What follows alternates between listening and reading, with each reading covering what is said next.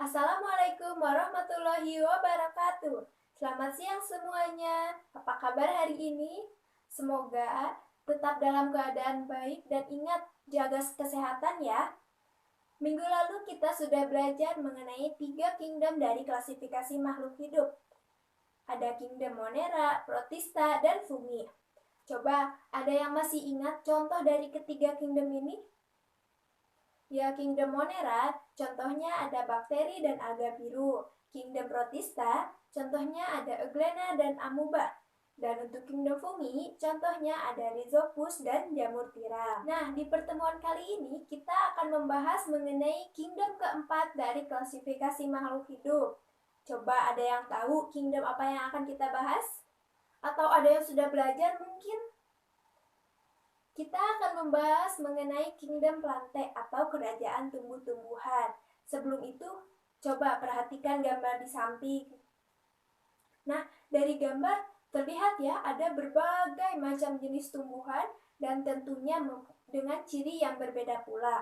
Ada yang ukurannya besar, ada yang kecil, ada yang berbunga, ada yang berwarna-warni, dan masih banyak lainnya.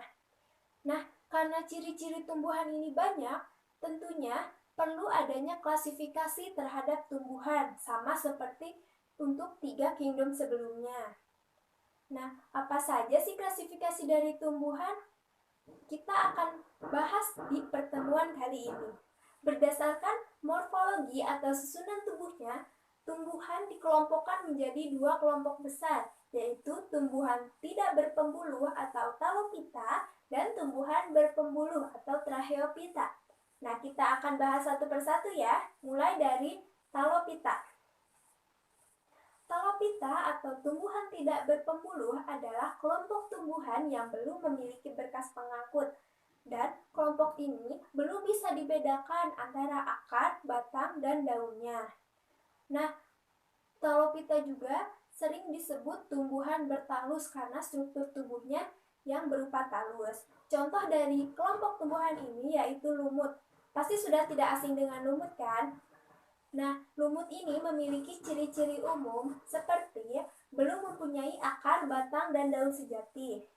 Nah, pada lumut ada struktur yang menyerupai akar, namun disebutnya rhizoid. Selain itu, lumut juga memiliki spora untuk berkembang biak dan juga memiliki klorofil untuk berfotosintesis. Selanjutnya ada kelompok tumbuhan berpembuluh atau tracheopita. Nah, ciri dari kelompok tumbuhan ini yaitu sudah memiliki berkas pengangkut dan sudah dapat dibedakan antara akar, batang, serta daunnya. Nah, tumbuhan berpembuluh juga sering disebut tumbuhan berkormus. Tumbuhan ini dibagi lagi menjadi 2 kelompok, yaitu tumbuhan berspora dan tumbuhan berbiji. Tumbuhan berspora adalah kelompok tumbuhan yang tidak memiliki bunga. Contoh tumbuhan dari kelompok ini yaitu paku-pakuan atau Pteridophyta. Ada yang sudah pernah melihat tanaman paku? Tumbuhan paku atau Pteridophyta ini memiliki ciri-ciri sudah dapat dibedakan antara akar, batang, dan daunnya. Nah, berbeda dengan kelompok tumbuhan sebelumnya ya, yaitu lumut, tumbuhan paku ini sudah terlihat jelas mana akar, batang, dan daunnya. Kemudian, tumbuhan paku tidak memiliki bunga serta tidak memiliki biji. Kemudian, ciri lain dari tumbuhan paku, daun mudanya menggulung. Nah, kan tadi tanaman paku termasuk dalam tumbuhan berspora, artinya dihasilkan spora dari tumbuhan paku ini, yaitu di bagian daunnya.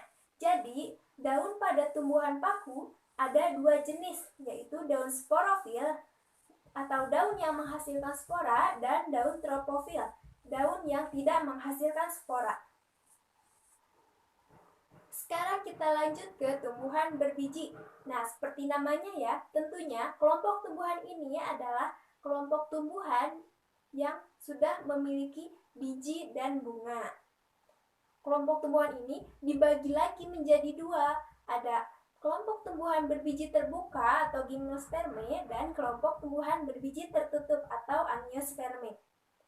Tumbuhan berbiji terbuka atau gimnosperme adalah kelompok tumbuhan yang memiliki ciri bijinya terbuka karena tidak ditutupi oleh daun buah. Lalu, alat reproduksinya berupa strobilus. Nah, ada yang tahu strobilus dihasilkan oleh tanaman apa? Ya, oleh pinus salah satunya. Strobilus ini ada strobilus jantan dan ada strobilus betina. Kemudian ciri lainnya, batangnya besar dan berkambium. Lalu ada yang memiliki akar serabut atau akar tunggang. Nah, contoh dari gimnosperme ini adalah pinus, cemara, damar, dan masih banyak lainnya. Selanjutnya ada tumbuhan berbiji tertutup atau angiosperme. Nah, kelompok tumbuhan ini memiliki ciri bijinya tertutup oleh daun buah sehingga letaknya biasanya di dalam. Selain itu, tumbuhan ini juga memiliki bunga sebagai alat pembiakannya. Nah, kelompok tumbuhan berbiji tertutup ini dibagi kembali menjadi dua kelompok kecil, yaitu monokotil dan dikotil. Yang pertama, monokotil. Nah, kelompok tumbuhan ini memiliki ciri-ciri bijinya hanya berkeping satu, sesuai dengan namanya ya, mono artinya satu. Kemudian, akarnya biasanya serabut, batangnya lurus, tidak bercabang, daunnya melengkung atau sejajar, letak berkas pengangkutnya tersebar, lalu bunga biasanya memiliki mahkota dengan kelipatan 3. Contoh dari tanaman monokotil ini adalah jagung. Yang kedua ada kelompok tumbuhan dikotil. Nah, kelompok tumbuhan ini memiliki ciri-ciri bijinya berkeping 2. Sesuai dengan namanya ya, di artinya 2. Ciri lainnya, akarnya biasanya tunggang, batangnya bercabang-cabang, daunnya menyirip atau menjadi, kemudian letak berkas pengangkutnya melingkar di sepanjang bagian sisi batang, dan mahkota bunga biasanya kelipatan 4 atau 5. Contoh dari tanaman dikotil ini ada mangga dan kacang-kacangan. Nah, itu tadi adalah bahasan mengenai kingdom Plantae dan klasifikasinya. Ada yang bisa menyimpulkan dari hasil pembahasan tadi? Ya, jadi kingdom Plantae dibagi menjadi 2, yaitu Talophyta dengan contoh lumut dan Tracheophyta. Tracheophyta ini dibagi kembali menjadi 2, ada tumbuhan berspora dan tumbuhan berbiji. Tumbuhan berspora ini contohnya adalah paku, dan tumbuhan berbiji dibagi menjadi 2 lagi. Ada tumbuhan berbiji terbuka dan tumbuhan berbiji tertutup. Tumbuhan berbiji tertutup ini kemudian dibagi menjadi 2 sesuai dengan jumlah keping bijinya. Ada yang monokotil dan ada yang dikotil. Nah, bagaimana? Sudah mulai paham kan mengenai materi ini?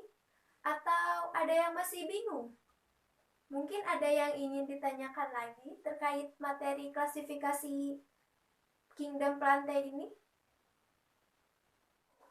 Bagaimana kalau untuk lebih meningkatkan pemahaman kalian lagi, kalian kerjakan soal berikut. Nah, soalnya ada di sini ya. Jangan lupa dikerjakan. Nah, karena pembahasan materinya sudah selesai dan kalian sudah cukup paham mengenai materi ini, Ibu punya tugas untuk kalian. Berikut ada beberapa gambar dari tumbuhan. Tugas kalian adalah membuat bagan dikotomi dan kunci determinasinya di rumah. Nah, untuk ciri-cirinya, kalian bisa cari dari berbagai sumber, misalnya dari buku, dari internet, atau dari media yang lainnya. Tugas ini akan dikumpulkan di pertemuan selanjutnya. Jangan lupa dikerjakan ya. Lalu, untuk pertemuan selanjutnya, kita akan membahas kingdom terakhir dari klasifikasi makhluk hidup, yaitu kingdom Animalia. Jangan lupa belajar terlebih dahulu ya. Sekian untuk pertemuan kali ini. Wassalamualaikum warahmatullahi wabarakatuh.